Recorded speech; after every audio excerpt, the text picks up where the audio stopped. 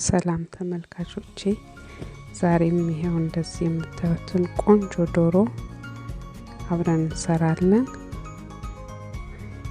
ወደ ዝግጅቱ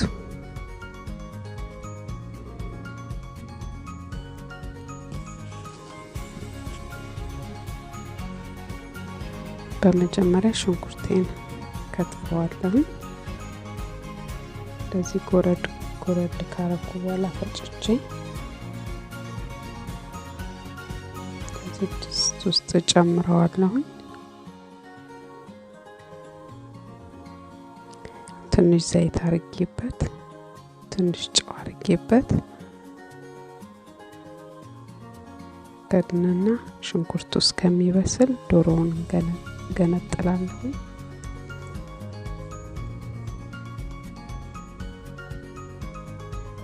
እንደምታዩት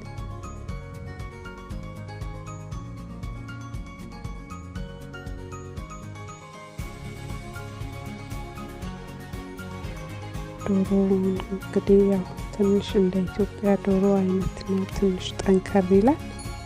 መርጬ ገዛውትን ለዛ ነው እንዳይፈርስብኝ።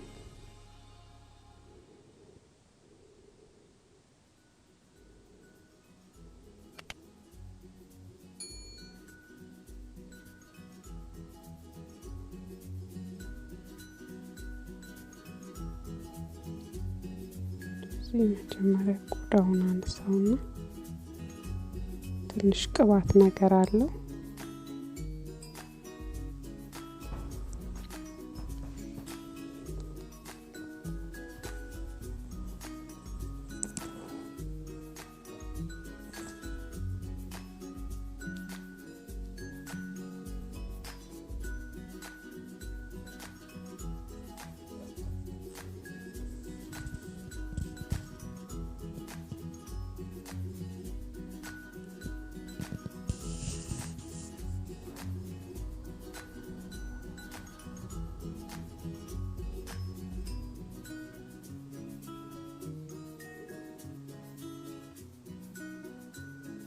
ስብ አለው ትንሽ እሱን ማንሳት አለብኝ ወደዚህ አካባቢ።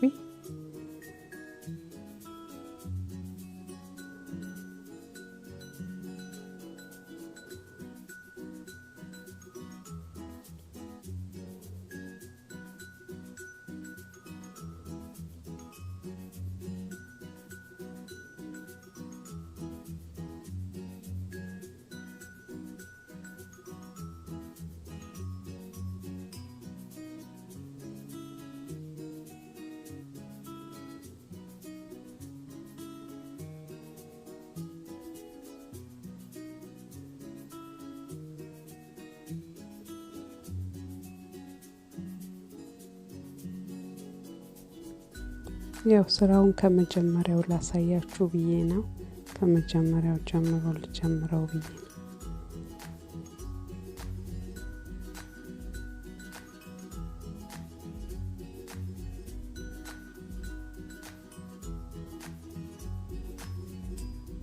ያው እንደምታዩት ጠንከር ይላል።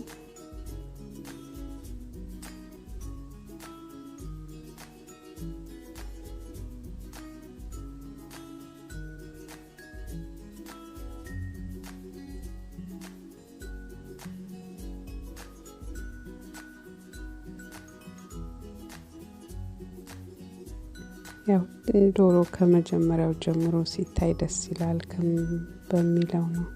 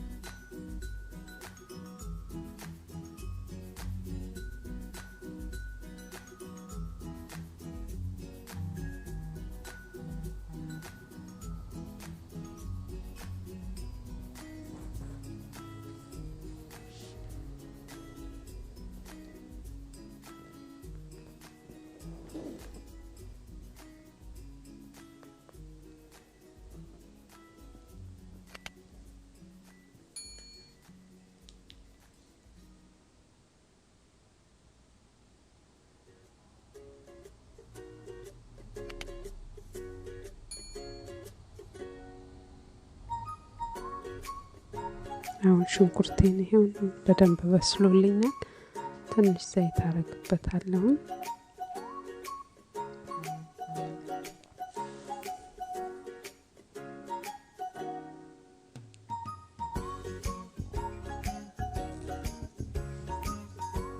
አሁን ዘይቱን ትንሽ ከጠበስኩኝ በኋላ በርበሬውን ጨምራለሁ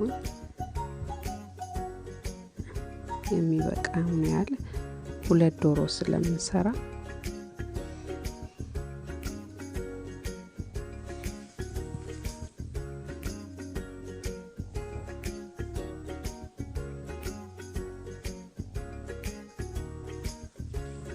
ስለነሰው ጨመርኩኝ አሁን እንደገና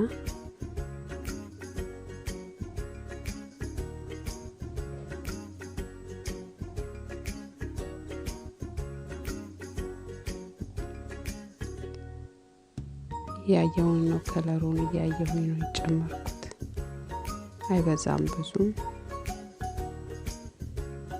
አሁን ነጭ ሽንኩርቱን አብሬ ከበርበሬው ጋር አበስለዋለሁ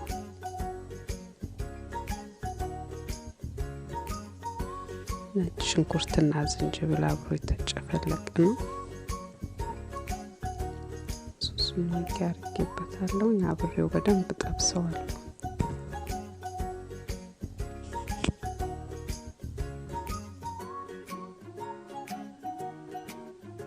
ከዛን ትንሽ ከጠበስኩት በኋላ ጥቁር አዝሙድ አረግበታለሁ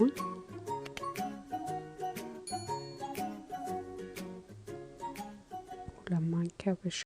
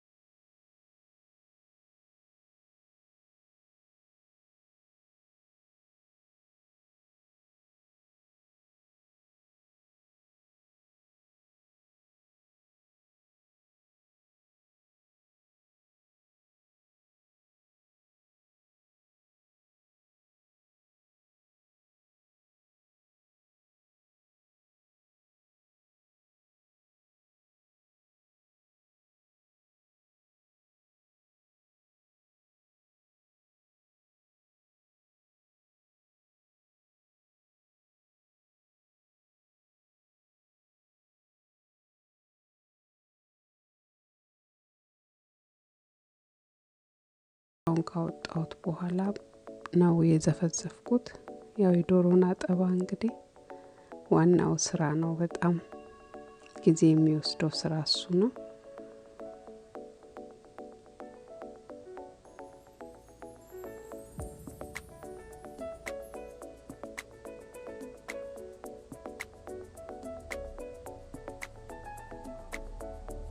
እንደጋግሜ እዛ እንደገና የመጨረሻውን ዙር ደግሞ ሎሚ ጨምሬ እንደገና ዘፈዝፈዋለሁ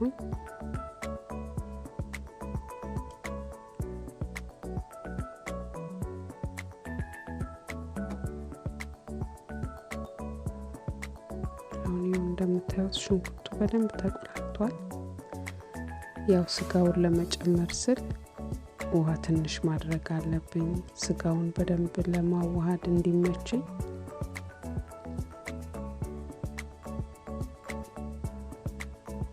ይጠቆረ ይመስላል በኋላ ከለሩ ይመጣል በደንብ ሲቁላላ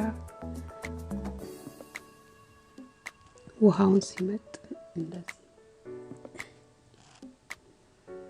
እንደዚህ ቆረጥ እያረኩኝ ጨምርበታለሁ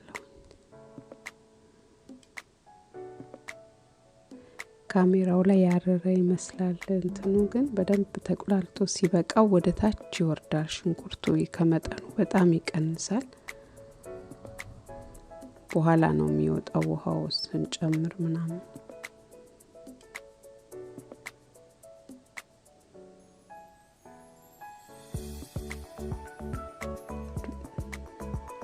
ስጋው ቶሎ የሚፈርስ አይደለም። ልክ እንደ አገር ቤት ዶሮ ቆንጆ ዶሮ ነው መርጬ የገዛሁት። እሱ በደንብ አሸዋለሁ ከቁሌቱ ጋር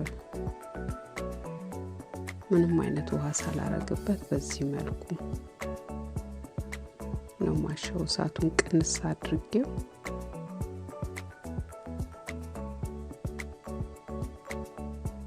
በትንሹ እስከ 30 ደቂቃ አሸዋለሁ። እንደዚህ የእንቁላሉንም ጥጄ እየበሰለ ነው።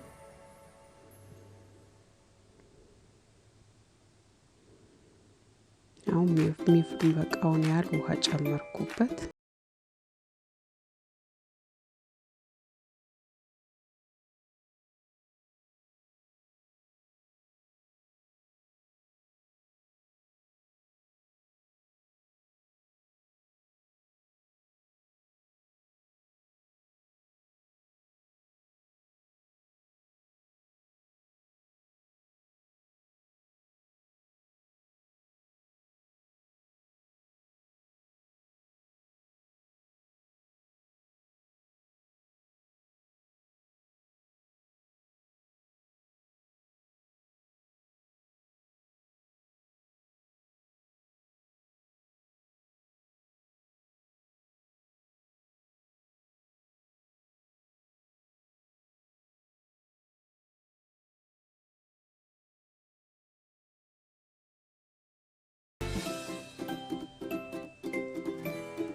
ይሄው እንደምታዩት ምንም የመፍረስ ነገር የለውም። ስጋው ቆንጆ እየበሰለልኝ ነው።